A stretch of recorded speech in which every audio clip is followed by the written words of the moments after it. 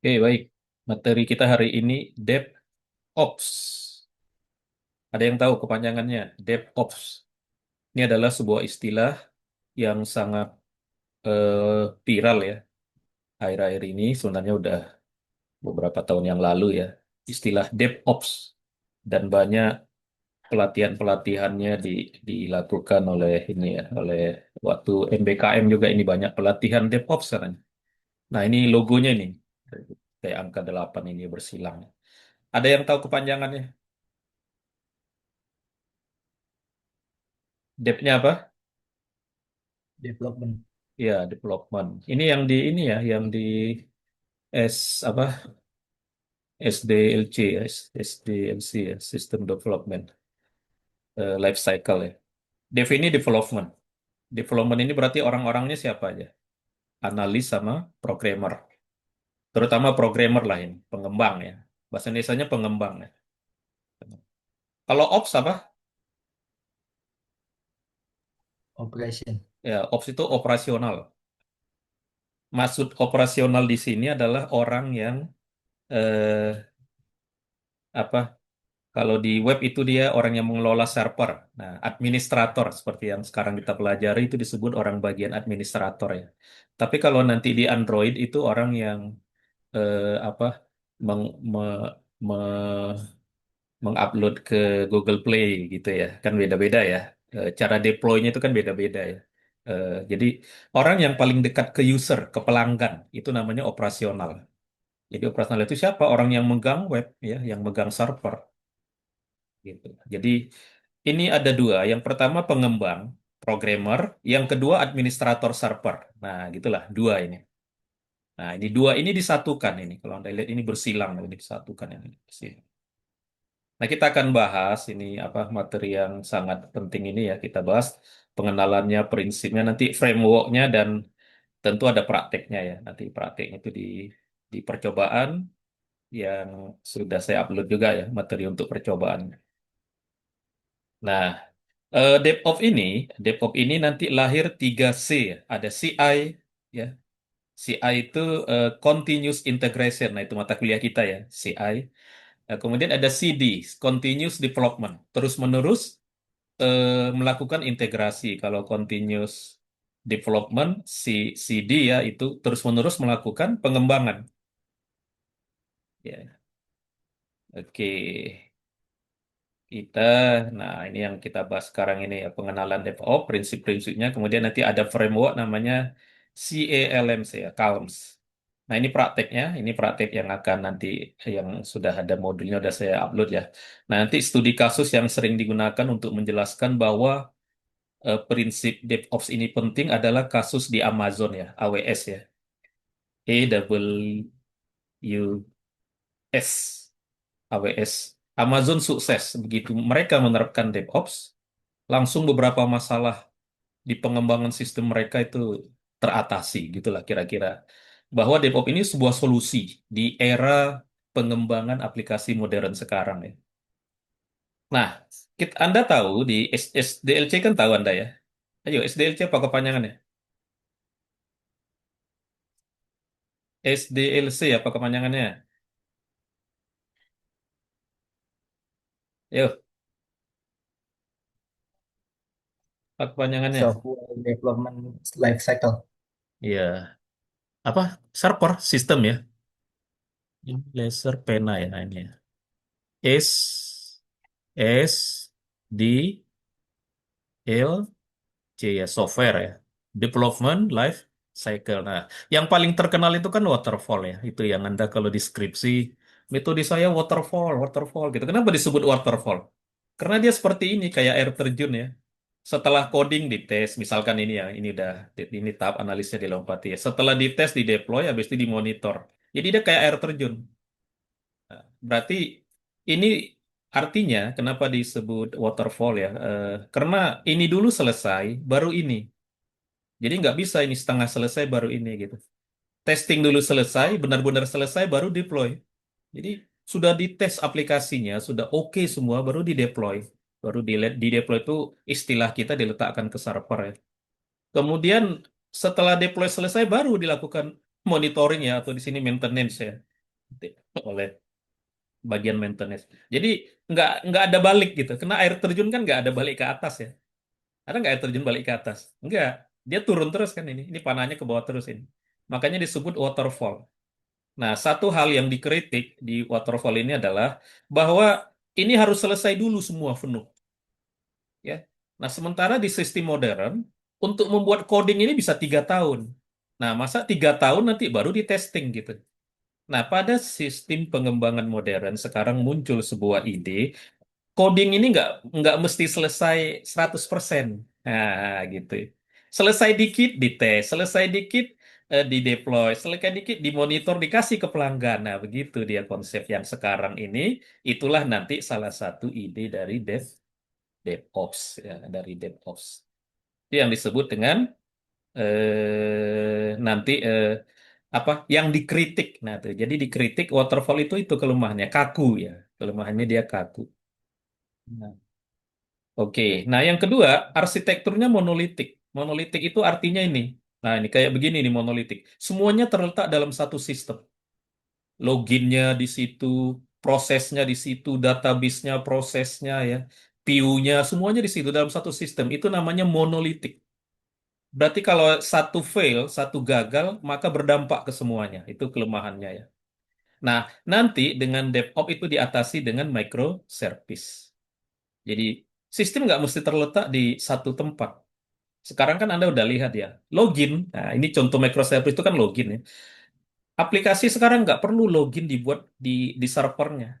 Nah, login dibuat microservice, dibuat oleh sebuah tim yang sudah profesional membuat aplikasi login. Misalkan pakai autentikasi Google. Jadi kita microservice disiapkan oleh Google. Nah, kita sebagai programmer tinggal menggunakan microservice yang disiapkan Google. Sehingga kita login pakai punya Google. Nah, sementara aplikasi kita sendiri ya aplikasi kita gitu. Ya. Itu hal yang berbeda. Itu contohnya microservice. Jadi masalah monolitik itu contoh cara mengatasinya dengan ini nanti ya dengan microservice ya, dengan microservice. Oke, nah kemarin kita sudah bahas kenapa bisa kok bisa sih eh, aplikasi yang di tempat lain digunakan oleh aplikasi kita gitu. Kenapa pakai API? Pakai REST API kan kita kan terakhir percobaan kita kan REST API. Pakai REST API nanti bisa gitu ya. RESTful ya namanya RESTful API. Ya. Oke, kemudian kelemahan yang lain tuh timnya terpisah. Yang membuat coding sendiri, yang melakukan administrator ke server sendiri terpisah gitu. Bahkan bisa jadi mungkin perusahaan yang berbeda. Atau katakanlah departemen yang berbeda. Itu juga menjadi salah satu kendala ya. Menjadi salah satu kendala di dalam sistem monolitik atau sistem waterfall ini. Nah, sehingga masalah-masalah di waterfall ya, yang deploy-nya harus berurutan, satu gagal berdampak ke semua, itu saat ini diatasi dengan microservice ya. Microservice itu adalah sebuah cara perangkat lunak di mana sebuah aplikasi dibangun di server lain yang mungkin untuk misalkan untuk layanan login aja kan kecil itu ya. Nah, itu di, dihubungkan ke API ya. Dari aplikasi kita pakai API gitu. Berada di server yang berbeda. Nah, yang kedua masalah tim yang terpisah tadi. Jadi developer orangnya kerjanya udah cepat, penuh inovasi ya. Nah, bagian operasional ini syaratnya kan harus stabil ya. Kalau kita meletakkan ke server, servernya harus stabil.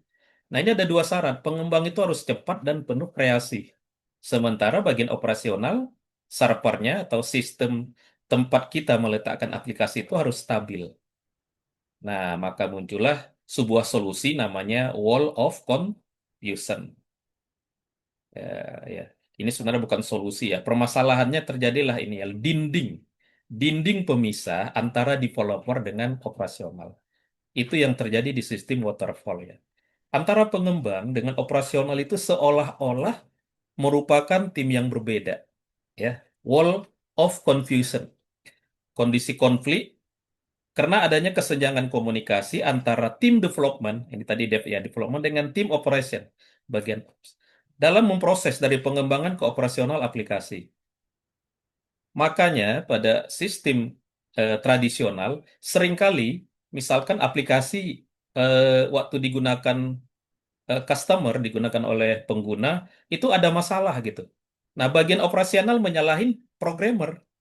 Oh, itu programnya itu yang error kata kata bagian yang mengelola server. Pas dilaporkan ke programmer, kata programmernya, oh enggak, itu servernya itu yang masalah, lambat itu eh, konfigurasinya atau mungkin networknya gitu. Nah, sehingga saling menyalahkan antara bagian developer dengan operasional. Itu namanya wall of confusion ya. Ada dinding yang memisahkan yang mengakibatkan konflik antara dua tim yang semestinya bekerja sama. Itu permasalahan pada sistem tradisional. Maka muncullah ide DevOps yang di era modern ini sangat viral ya. Kalau Anda nggak pernah dengar, nah Anda rugi ya karena kalau Anda nanti sudah bekerja itu rata-rata pengembangan sistem itu udah pakai metode DevOps ini ya. Metode dan ini seperti saya sebutkan banyak ininya ya apa banyak training-training itu langsung memperkenalkan DevOps ya. Nah, DevOps ini punya ada filosofi tersendiri, kemudian tentu ada prakteknya dan ada tool. Jadi DevOps ini ada toolnya nanti, tool otomatisasi. Intinya adalah menggabungkan antara bagian pengembang tadi ya, antara programmer sama yang ngurus server. Karena itu kan dua hal yang pekerjaan yang berbeda ya, pekerjaan yang berbeda. Ada yang bilang, Pak, saya selain programmer, saya juga bisa langsung mengadministrasi server. Ya bisa, kalau sekarang bisa, karena aplikasi yang Anda kelola baru sedikit. Nah, di lapangan yang sesungguhnya aplikasi itu besar. Programmer itu bisa 20-an orang, operasional bisa 10 orang, nah begitu. Nah, ini menjembataninya bagaimana gitu. Itulah DevOps. Ini harus digabung. Ya, mereka adalah sebagai eh, gimana caranya agar dua tim ini berkolaborasi sehingga menghasilkan hasil yang cepat. Nah, cepat. Ingat ya, di era modern ini cepat itu adalah sebuah kriteria yang lebih penting ketimbang tepat, ya. Kecepatan. Jadi cepat membangun aplikasi, tapi belum pas, belum tepat banget. Nggak masalah, kasih aja ke user dulu. Nanti mereka komplain, kita perbaiki. Nah, gitu. Jadi yang penting cepat, user bisa menggunakan atau fitur-fitur menggunakan sistemnya gitu. Itulah nanti salah satu ide-ide terpenting dari DevOps ya. Nah, manfaatnya, nah ini ya, DevOps itu mengakibatkan ya, bukan mengakibatkan ya. Prinsip DevOps membutuhkan pekerjaan yang agile ya. Ini dibaca agile ya, agile ya, agile. Agile itu lincah. Berarti kalau mau menerapkan DevOps, programmernya harus lincah. Administratornya pun harus lincah. Lincah itu berarti ya cepat bergerak, cepat tangkap ya, cepat respon. Itu yang disebut dengan agile ya. Kenapa? Nah, karena nanti ada prinsip three way ini ya nanti kita jelaskan. Kemudian rilisnya cepat. Jadi sistem begitu dibuat langsung dikasih ke pelanggan versi satu. Wah, pelanggannya protes ini kok ini begini, cepat diperbaiki, dikasih lagi, diperbaiki lagi di di di itu. Jadi antara customer dengan operasional dengan pengembang itu terus eh, melingkar, makanya disebut continuous ya, continuous, terus menerus. Jadi nggak ada istilah sempurna dulu, baru dikasih ke customer. Nah, itu kan model lama ya. Kalau model dulu kan aplikasinya sempurna dulu baru dikasih. Kalau sekarang enggak. Sempurna itu ketika proses perbaikan. Karena toh kalau kita membuat aplikasi biasanya ya pengalaman kita sesempurnanya kita buat, kalau kita beri ke pelanggan toh ada saja komplainnya kan oleh customer kan. Makanya muncul ide seperti ini. Oh, ternyata nggak begitu supaya sistem cepat itu biarkan mereka komplain si customer komplain kita cepat perbaiki dengan syarat cepat ya cepat makanya agile kemudian ini akan menghasilkan sistem yang andal karena saling cepat memperbaiki sesuai sama kebutuhan pelanggan karena begitu pelanggan bilang nggak begini kita cepat memperbaikinya gitu kemudian aspek ininya juga lebih bisa membuat program yang lebih luas yang lebih scalable itu yang lebih besar lah gitu ya. Kemudian aspek kerjasama ini sangat dibutuhkan. Nah, itu kolaboratif ya. Makanya di era modern, seorang programmer dengan seorang jaringan ya, bagian operasional itu harus harus memiliki kemampuan bekerja sama ya kolaboratif. Kemudian ini juga secure ya. Secure ini salah satu nanti akan kita lihat ini menambah aspek yang namanya lebih secure ya, security ya. Nah, Ini prinsip dari DevOps ya, three ways. Three way, ada tiga ya. Yang pertama itu dilihat dari alirannya, feedbacknya, sama proses belajarnya. Three ways itu berarti ada yang pertama, yang kedua, yang ketiga. Flow-nya yang pertama ya. Jadi flow itu dari pengembang, dev ini ya, langsung ke bagian operasional. Ini satu arah. Pengembang ngasih ke operasional, pengembang memberi ke operasional. Ini itu flow yang pertama. Ya, jadi pengembang ngasih ke bagian yang mengelola server. Ya ini yang kita sedang pelajari. Anda kan di kuliah ini belajar tentang bagaimana mengelola server. Jadi eh, pengembang membuat langsung dikasih ke bagian server gitu. Nah kemudian yang kedua langsung si bagian ini kalau ada masalah dia langsung melaporkan ke bagian pengembang gitu. Feedbacknya. Dia mereka memberikan feedback. Bagian operasional memberikan feedback dari. Nah, di sini nanti ada pelanggannya dari pelanggan. Nah, ini terjadi terus-menerus. Continuous learning. Nah, itu yang namanya continuous. Makanya muncul istilah continuous integration, continuous deployment. CI/CD. Nanti ada istilahnya CI/CD ya. Nah, ini Postway. Ini yang Postway tadi. Jadi dari Dev ke Ops ini pelanggan. Jadi bagian yang mengetahui yang apa kebutuhan bisnis itu yang menganalisa bagian development, analis dan programmer kan.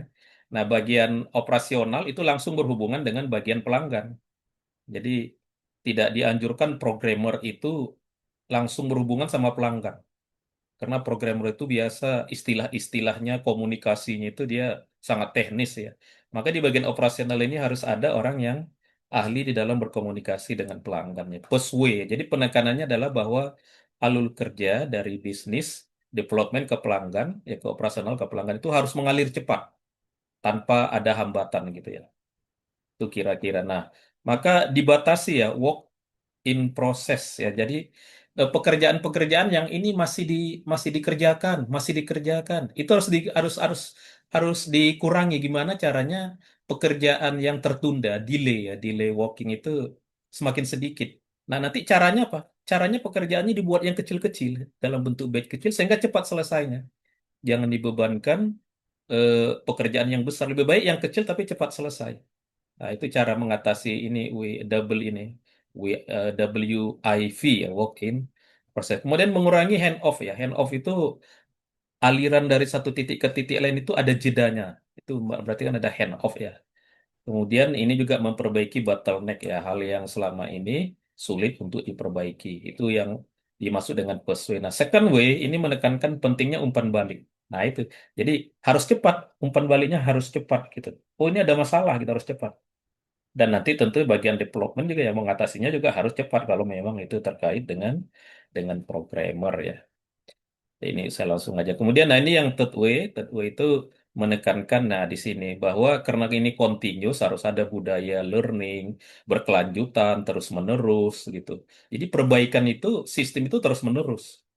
Ya, perbaikan itu terus menerus. Karena apa? Karena kalau kita eh, istilahnya kan beli putus ya. Kalau kita buat aplikasi beli putus itu kan setelah selesai udah dikasih ke pelanggan dia pakai aja gitu. Ternyata itu ada kelemahannya. Kenapa? Karena sistem atau aplikasi itu kan berkembang terus kebutuhannya. Lah kalau putus dibuat yang baru lagi sama minta buat yang baru lagi gitu si sistemnya. Nah, makanya sistem ini sangat tepat ya dengan perubahan zaman sekarang di mana sangat dinamis kan. Sangat dinamis di mana saat ini kita butuh fitur aplikasi yang seperti ini. Ya mungkin bulan depan udah berubah lagi. Nah, makanya harus selalu ada komunikasi antara pengembang operasional dan di sini nanti ada dengan pelanggan nih, customer ya, customer. Nah, kemudian ada satu lagi framework yang disebut dengan culture automation. Nah, ini automation nanti ini yang kita perhatikan. Kemudian lean, measurement dengan sharing. Nah, ini nanti di sini ada satunya. Jadi culture itu bisa bekerja sama, fokus ke user. Kemudian DevSecOps ini DevOps nya itu security ya. Jadi memang yang kita fokuskan itu adalah apa yang diinginkan oleh user. Maka antara bagian pengembang dengan operasional tadi harus ada kolaborasi yang kuat, yang agile ya, yang cepat. Oke, nah kemudian ini nah serba otomatis. Pekerjaan-pekerjaan yang sudah rutin ya, sudah memang itu yang dikerjakan gitu. Itu jangan manusia lagi yang lakukan. Suruh aja komputer mengerjakannya otomatis. Nah, gitu. Nanti kita akan praktekkan nanti. Bagaimana pekerjaan admin yang kemarin Anda lakukan itu, kalau ada 1.000 server, wah, kebanyakan ya. Kalau ada 100 server, Anda tinggal menekan satu tombol aja sudah, semuanya terkonfigurasi semua server itu. Nah, itu nanti kita pakai itu ya, Ansible ya. Nah, sehingga jadi efisiensi ya. Meminimalkan inefisiensi, nah berarti dia jadi efisien. Nah, kemudian ini ya, cara cara mengukurnya itu adalah bagaimana kalau ada error itu cepat, mean time to recovery ya. Mean time itu rata-rata waktu mengatasi masalah lah gitu. MTTR ini ya. Jadi ukurannya itu. Jadi ukurannya itu mengatasi masalah, bukan menghilangkan masalah kan selalu ada ya. Tapi seberapa waktu masalah itu bisa diselesaikan dengan cepat ya. Oke, nah maka DevOps itu urutannya itu jadi seperti ini ya. Coding, dibangun, dites, ini dirilis. Rilis ini kan versi 1, 2, 2,5, 2, itu di deploy. Deploy itu diletakkan ke server lah istilah kalau web servernya. Baru di monitor. Nah, tapi ini terjadi secara continuous. Continuous. Tidak seperti waterfall, ini selesai dulu baru ke sini. Ini enggak. Karena coding dibuat bagian-bagian yang kecil, coding yang udah selesai langsung aja diberikan gitu, dirilis dan selanjutnya gitu.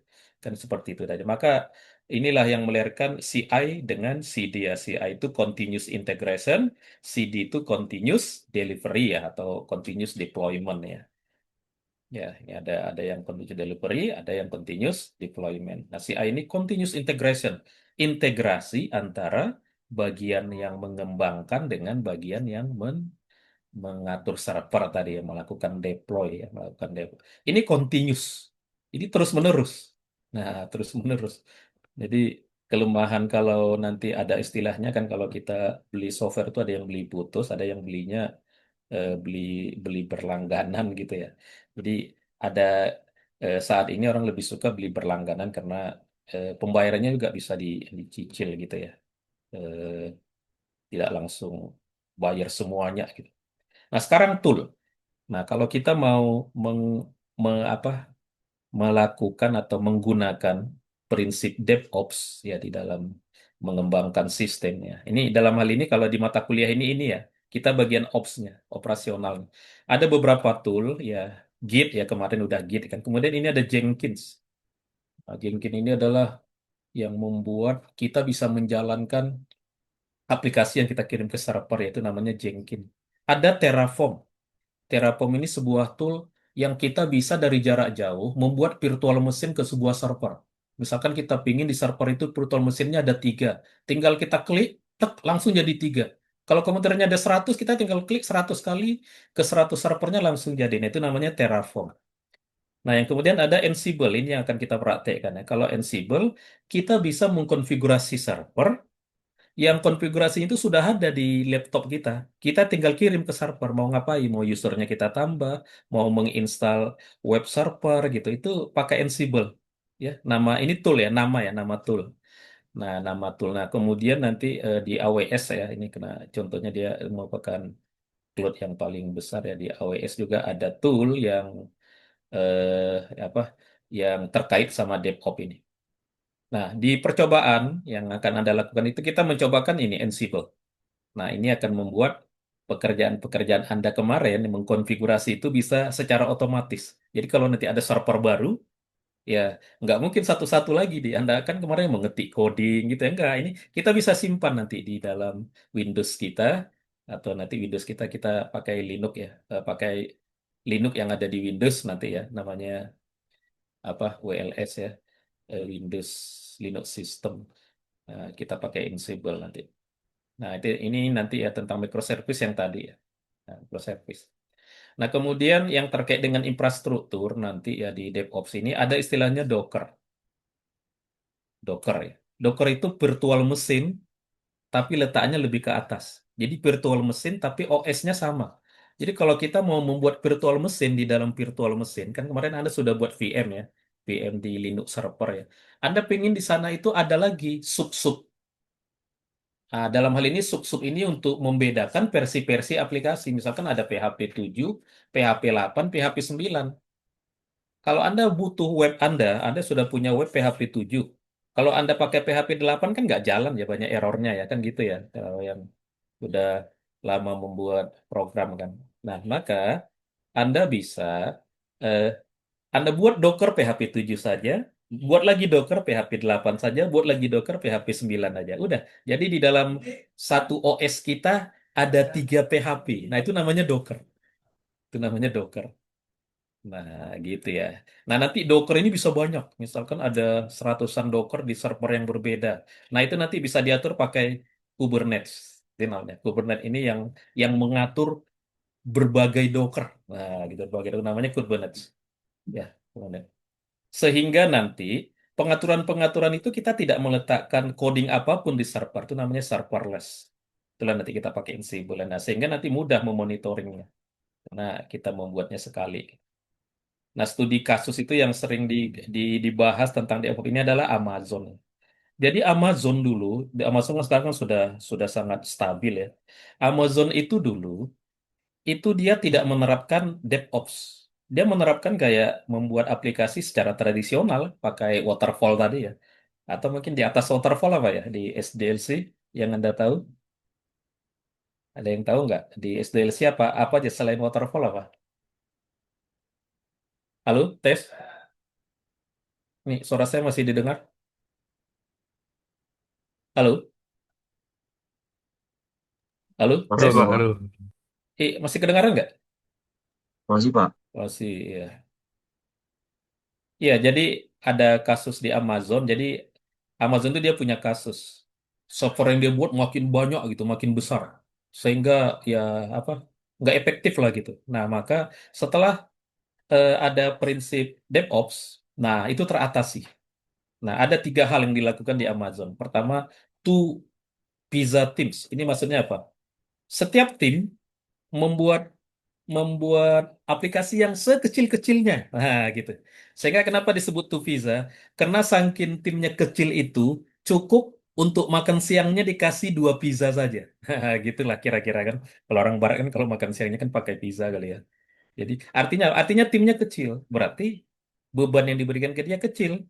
Kan tadi udah dijelaskan ya kalau program yang besar dibagi kecil-kecil, yang kecil itu kan bisa cepat selesainya. Kan tadi ada sebuah syarat, sistem itu harus cepat selesai kan. Jangan ada waktu tunda. Nah, itu yang pertama yang diterapkan si Amazon ke para developernya ya. Itu buat buat yang sekecil-kecilnya gitu ya, sehingga cepat selesainya. Nah, yang kedua dia menggunakan microservice. Ya, microservice itu ya kayak tadi contohnya ya. Jadi setiap sistem itu nggak dalam satu server. Ya kayak tadi loginnya di sana, nanti database-nya berada di server yang lain. Bagian apa namanya logiknya nanti berada di atau mungkin menggunakan sistem yang berbeda gitu. Namanya microservice. Microservice itu kemarin udah kita bahas dihubungkan pakai API, ya kan? Pakai API atau RESTful API. Kemudian, nah, sistem yang apa pekerjaan-pekerjaan yang sudah rutin itu dibuat otomatis, otomasi penuh. Nah, sehingga dengan model seperti ini, Amazon sekarang kalau Anda lihat jadi perusahaan cloud yang paling besar ya, artinya paling dipercaya gitu ya, paling banyak pelanggan Amazon ya. Amazon ini kan cloud ya, sama dengan apa Azure sama apa lagi Google ya, GCP ya, seperti itu. Oke, jadi kesimpulannya DevOps itu yang pertama bertahap. Pekerjaannya dibagi menjadi kecil-kecil. Kemudian ada budaya berkolaborasi, ya, budaya agile, bekerja dengan cepat, cepat respon gitu ya. Dan memakai tool tadi ya, memakai tool. Oke, itu pembahasan kita pada hari ini. Kemudian ini eh untuk prakteknya ya. Ini mana ya keluarnya? Kita N-kan, Enso. Disket. Oke, kita ke sini ya. Udah ada yang buka? Yang ini? Nah, ini. Kita mencoba menggunakan tool DevOps. Tool yang paling dasar yaitu namanya di sini namanya ini ya. Ansible namanya Ansible. Ini ada di YouTube-nya, tapi untuk Anda lakukan percobaannya ini. Jadi, seperti yang saya sebutkan tadi, dengan Ansible ini, Anda bisa mengatur server dari eh, tidak mesti masuk ke servernya, tapi dari Windows. Nah, gitu dari Windows. Jadi kalau kemarin kita kan pakai ini ya, pakai VirtualBox. Nah, ininya tetap VirtualBox ya. Linux servernya tetap di VirtualBox, tapi nanti kita mengkonfigurasinya dari Windows. Dari Windows kan kemarin kan kita skenario-nya kan server kita itu Linux, Ubuntu, kliennya itu adalah Windows kan. Nah, Windowsnya itu kemarin kita pakai apa ya? Menghubungkannya pakai apa kemarin? Kan ada yang pakai bridge. Kemarin pakai apa? Pakai host only, Pak. Ah ya, pakai host only. Boleh, pakai bridge juga boleh ya. Yang penting intinya dari Windows Anda bisa ping nanti ya. Bisa terhubung gitu ya. Oke, ya ini contohnya, ini servernya saya buka. Ini tadi, nah ini apa ya? Oh direkam. Nah, ini DevOps ya. Pakai Ansible. Ansible salah satu tool DevOps. Tadi kan ada Terraform gitu ya. Ada berapa tadi? Karena ini kita yang akan kita lakukan percobaannya Ansible. Nah, dengan Ansible nanti yang kita coba gimana user bisa kita tambah. Kita nggak perlu login ke servernya gitu. Tapi sudah ada coding kita yang tinggal kita jalankan gitu. Dan kita nggak mengetik program juga dari Windows. Tapi sebelumnya udah kita siapkan gitu. Nanti tinggal kita jalan gitu. Tinggal kita jalankan, itu terbuat user sendiri.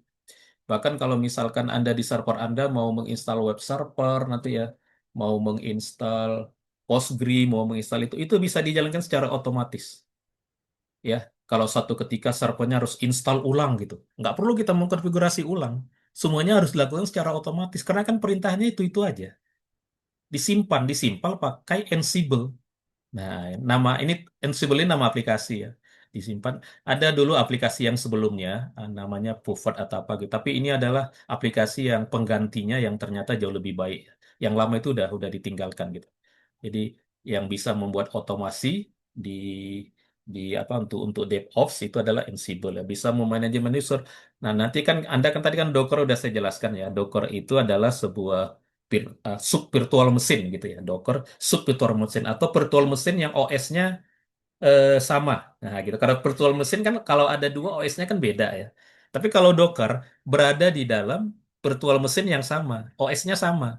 Tapi di dalam setiap Docker itu seolah-olah OS yang seolah-olah mesin yang berbeda. Nah, itu Docker nanti. Itu Docker itu adalah untuk mengatasi supaya kita jangan membuat virtual mesin yang terlalu banyak ya. Udah setengah dua ya. Ya, kita udah rapat ini ya. Jadi, nah nanti Ansible-nya kita ada di Windows. Ubuntu servernya tetap ini di virtual mesin ya. Jadi dengan praktek ini nanti Anda bisa menginstal Ansible tapi di Windows. Nah, kemudian nanti kita tentu nanti gimana cara menghubungkan dari Windows ke Linux-nya? Ya pakai SSH, tapi SSH-nya nggak seperti SSH yang biasa ya. Nanti otomatis. Nah, di Ansible setiap urutan perintah itu kita kita siapkan dalam playbook. Playbook itu semacam file ya, file yang kita edit gitu nanti ya. Di dalam nanti ada playbook untuk manajemen user. Contoh kita cuma dua ini aja ya. Yang satu untuk Docker untuk membantu deployment. Sekalian Anda memahami apa itu Docker ya. Docker itu kalau di kemarin itu kan Anda waktu di percobaan Python kan aplikasinya pakai environment ya. Nah, kalau sekarang ini di atas itu pakai Docker. Ya, Docker itu lebih lebih apa? Aplikasinya semua bisa kita install di dalam Docker ya. Docker itu. Kalau employment kan itu hanya Python aja kan kemarin ya, yang memisahkan beberapa Python yang berbeda, versi yang berbeda. Nah, jadi nanti kita pakai Windows di laptop Anda nanti ya, kemudian targetnya pakai virtual machine yang ada di VirtualBox ya.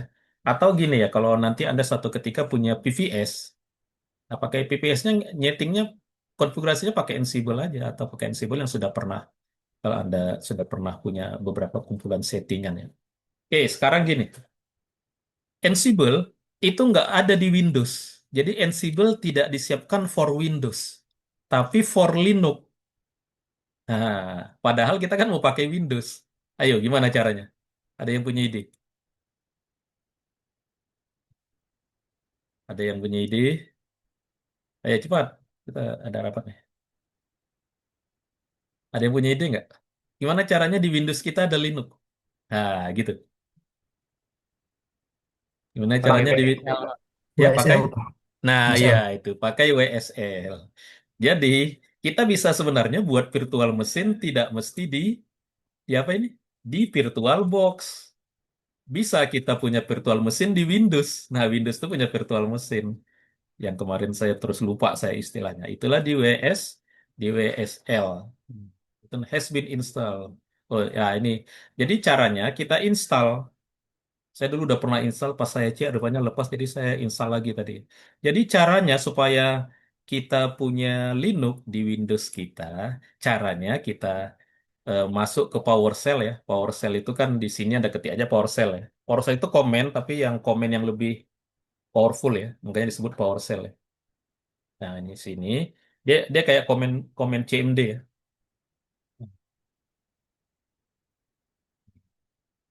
PowerShell gitu ya. Udah nanti di sana ada ketikan ini WSL install nanti diinstal. Dia akan install Ubuntu nanti. Jadi Linuxnya Ubuntu agak lama ya. Ya install nanti terbuka Ubuntu. Nah, nanti Anda klik di sini, nanti akan muncul di sini menu Ubuntu ya. Ini ini menu Ubuntunya muncul. Jadi kita langsung punya Ubuntu. Tuh, seperti ini kan. Jadi saya seolah-olah punya Ubuntu. Nanti dibuatkan user sama username sama apanya, user sama password yang baru nanti ya, gitu. Jadi di Windows, di atas Windows ada Ubuntu, nah, kayak menjadi VirtualBox kan. Itu adalah virtual mesin modelnya Windows ya, untuk mengalahkan VirtualBox kali ya. Tapi untuk kali ini kita butuh itu. Sehingga nanti ada Ubuntu, maka nanti di Ubuntunya baru Anda install ini Ansible ini baru Anda install. Nah, ini installnya kayak biasa. Nanti kan di sini muncul Ubuntu ya kayak biasa ya. Tapi ini Ubuntunya yang di Windows ya, bukan yang di virtual mesin tetap Ubuntu servernya. Ini biasa Anda update ya apa Anda bisa install apa propertinya. Nah, baru nanti di sini Anda install ini Ansible. Ya, Anda install Ansible.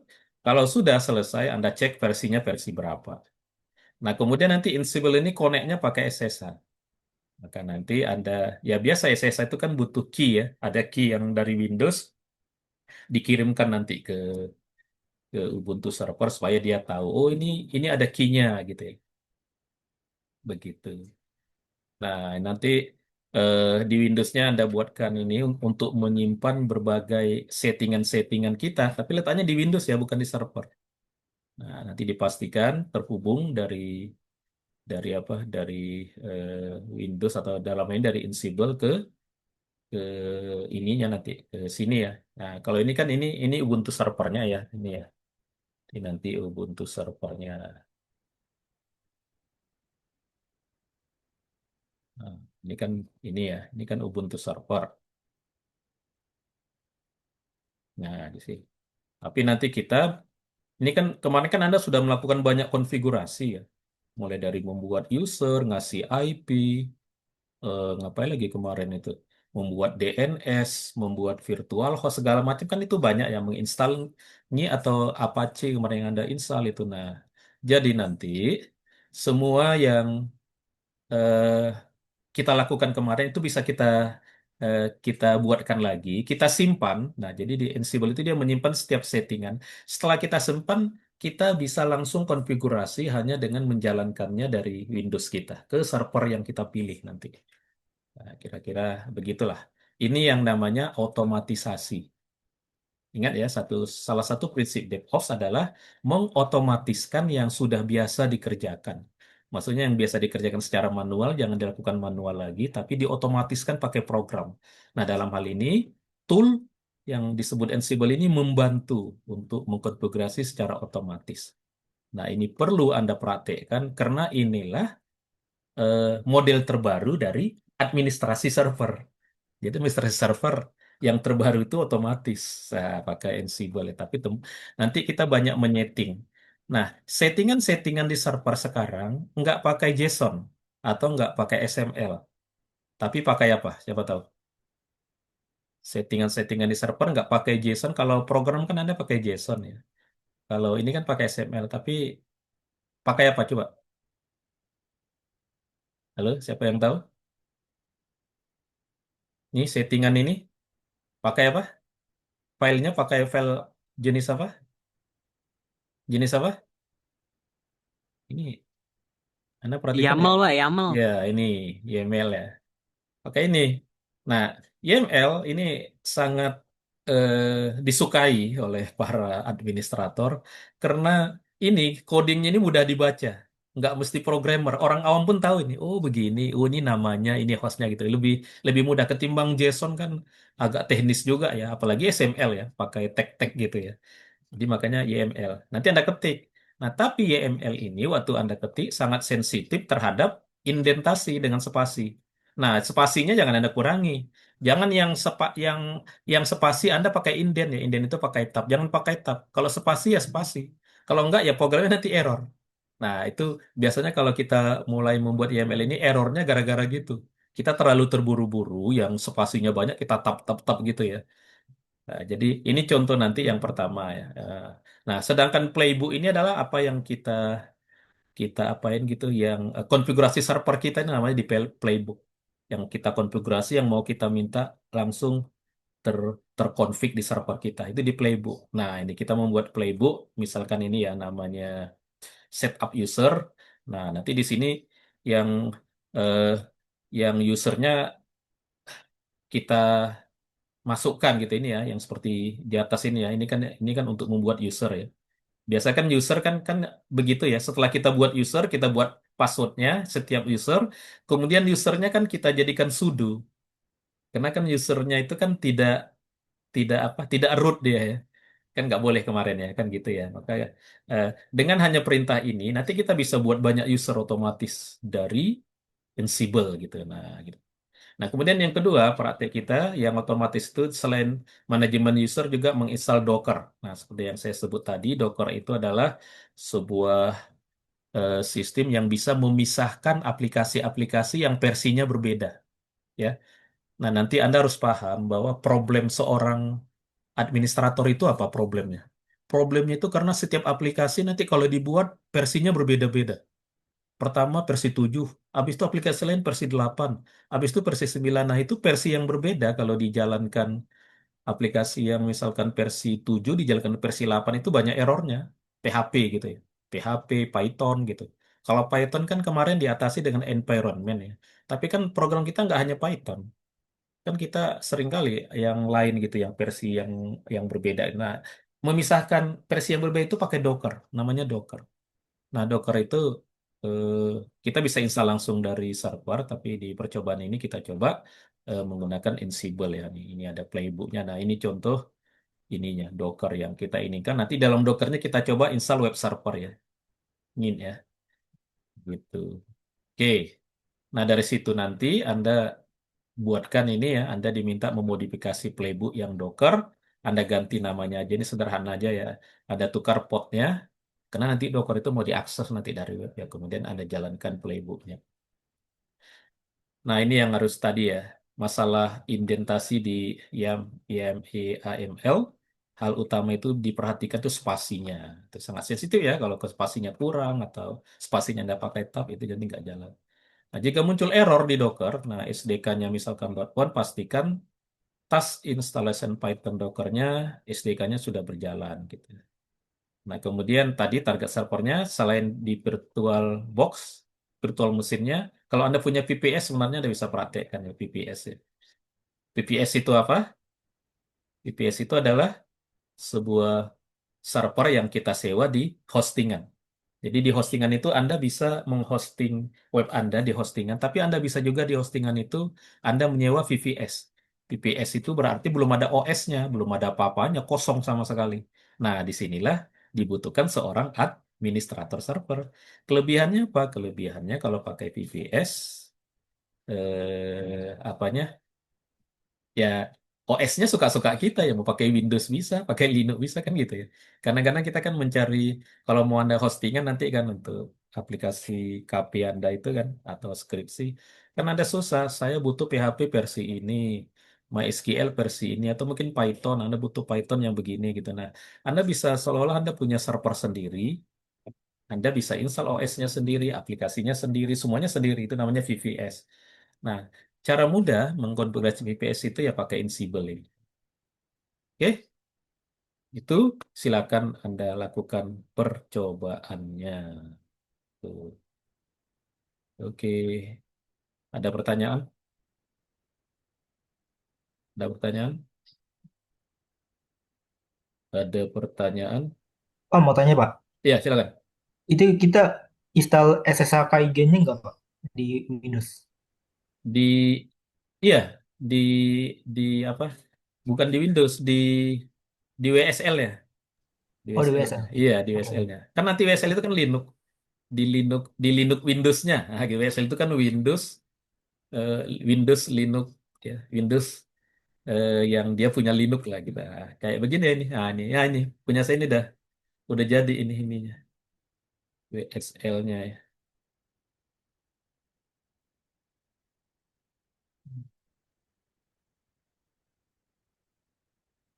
Ya memang kalau komputer kita ini dia agak berat sih. Lebih lebih cepat VirtualBox ya. Sebenarnya dia sama sama VirtualBox ya.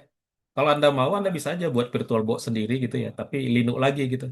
Supaya kelihatan ada dua ini ya. Oke, ini saya absen dulu ya. Igusti ada. Erina Dwi. Nabil ada. Tommy. Tommy Satria. Hadir Pak Tommy hadir. Bapak maaf, Erina hadir. Erina ada. Muhammad Ibnu Ramadan. Hadir Pak. Naufal Satriani. Noval. Noval kalau online jarang hadir ya. Ada Noval. Zahra. Hadir, Pak. Zahra ada. Muhammad Rizky. Hadir, Pak.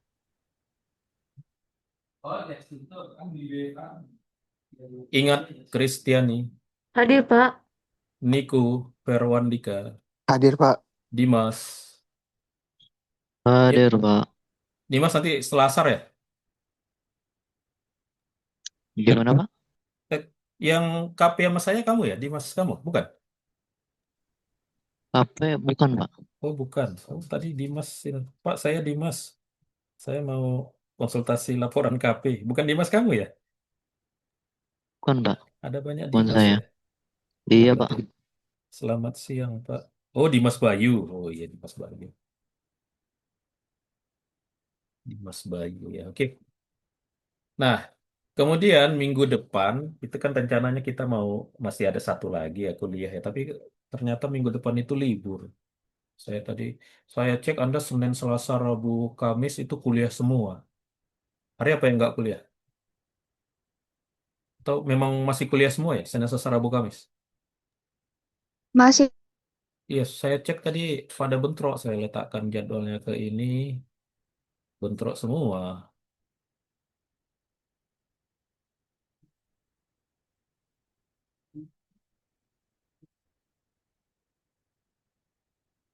Ya, jadi gini. Jadi ini pekerjaan Anda ini nanti ini kan Anda lakukan ini ya. Nah, laporannya dalam bentuk laporan nanti Anda upload ke sini ya hasilnya ya. Seperti biasa lah, Anda screenshot ya.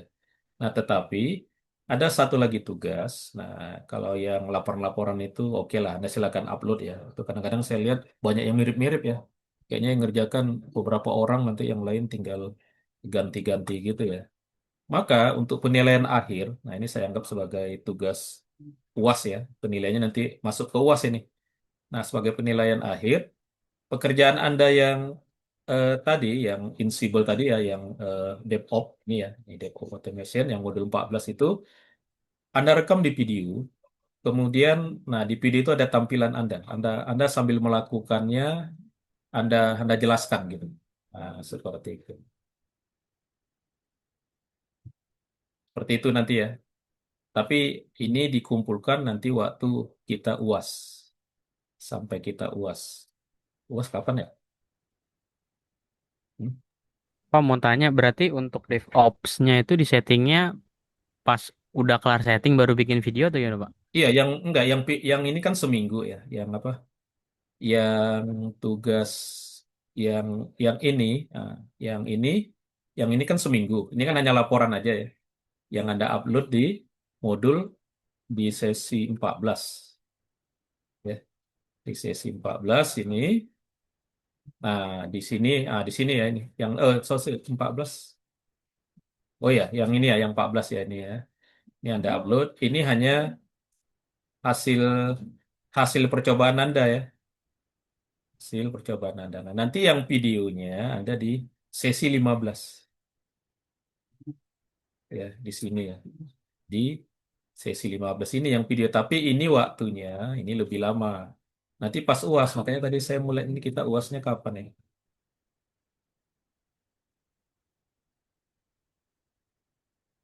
UASnya kita tanggal 23 Januari. Berarti ini saya buat batasnya sampai tanggal 23 Januari. Ya kan masih lama ya, masih 2 minggu lagi kan ini. 3 Januari nanti Anda kumpulkan yang video ya. Tapi yang ini,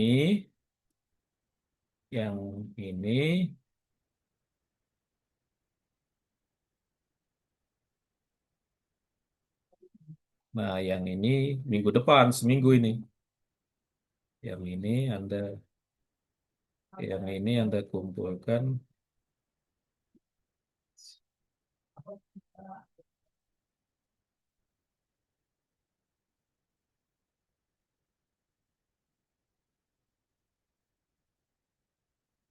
gitu. Ada lagi pertanyaan? Jelas nggak ya? Jelas, Pak, Nah, jelas, kalau jelas. ada masalah, silakan ditanya di grup nanti ya. Atau sebenarnya kalau ada waktu Anda, kita bisa kuliah tatap muka di antara Senin dan Kamis. Tapi saya cek tadi saya masukkan tanggalnya, mahasiswanya lagi kuliah di jam ini ya. Gila. Ternyata jam Anda padat ya di semester ini ya. Nah, saya bisanya Jumat, padahal ini kan nggak boleh ya libur ya. Ini nanti saya ganti nih jamnya ini. Kan jadinya pertemuan ini kan tanggal 16 itu kita libur rupanya. Jumat depan libur itu ya, tanggal merah ya. Benar nggak ya? Iya, Pak, bener. Tanggal 16. Iya, ini kok jadi tanggal 23 ya? Tapi materi. Ah, salah nggak gini? Bentar. Ini jangan tanggal ini. Saya misalkan ini saya masukkan jadikan tanggal 15 gitu. Ini. Ah, tanggal 15 aja ya. Nah, nah, di sini bisa ini. Tapi di sini nggak mau. Kalau ini saya gantikan tanggal 15, bentrok. Anda kuliah apa itu? Ini. Nah, ini tanggal 15. Kalau disimpan,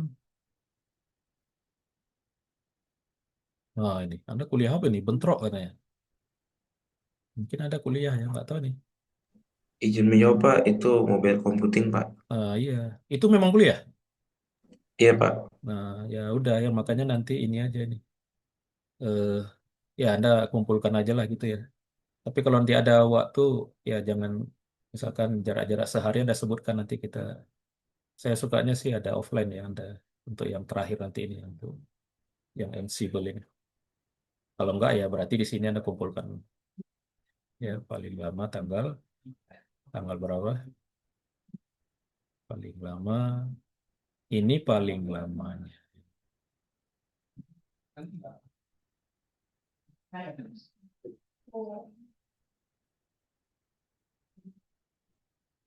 Tambah batas waktu penyerahan.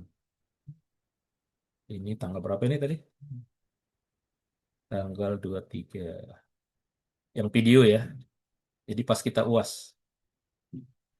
UASnya kita yang untuk teorinya seperti kemarin nanti pakai Edlink. Tapi nilainya nanti lebih besar ke bobot Anda mengerjakan video. Itu nilainya besar. Gitu ya.